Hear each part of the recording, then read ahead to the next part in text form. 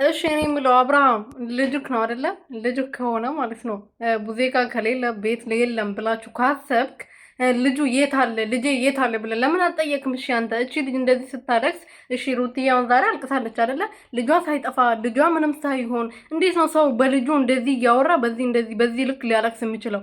እሺ እናንተስ እንዴት ዝም አላችሁ? እንዴት አልጨነቃችሁም? ቡዜ የምትባሉ አሮጊቶች ሴትዮዋስ ማለት ነው እንዴት አልጨነቅሽም? የወንድምሽ ልጅ አይደለ የጠፋው? እቺ ደግሞ ልጇ ሳይጠፋ ልታለቅስ እንደዚህ ልትሆን አትችልም።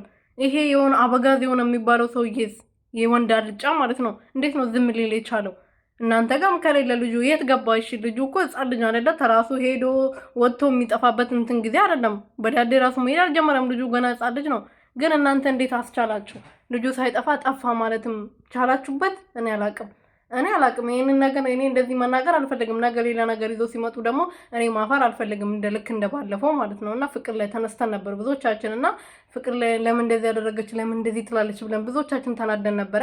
ግን በኋላ ላይ ሲሆን ግን ያው ሩትዬ እንደምታውቀው ሁላችንም አንገታችን ደፍተናል። ስለዚህ ምን ልላችሁ ፈልጌ ነው እንደዚህ ብዬ መናገር አልፈልግም። ልጁ ጠፋም አልጠፋም ማለት አልፈልግም። ግን ያው ቪዲዮን ባየሁበት እንትን ሀሳብ እሰጣለሁ።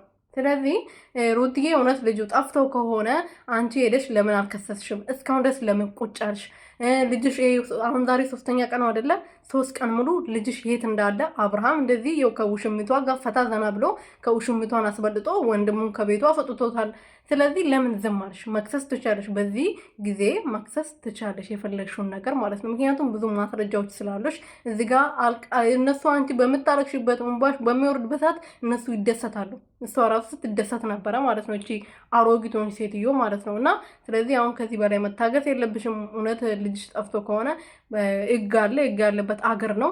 አባቱም ይኸው እንደዚህ እየተናገረ ነው። አባቱም ቢሆን ኖሮ እውነት ልጁ ጠፍቶ ቢሆን ልጁ ያለበት የማያውቅ ቢሆን ኖሮ በደንብ አድርጎ እኔ እንጂ አላውቅም። ለነገሩ እሱ አባት አይደለም።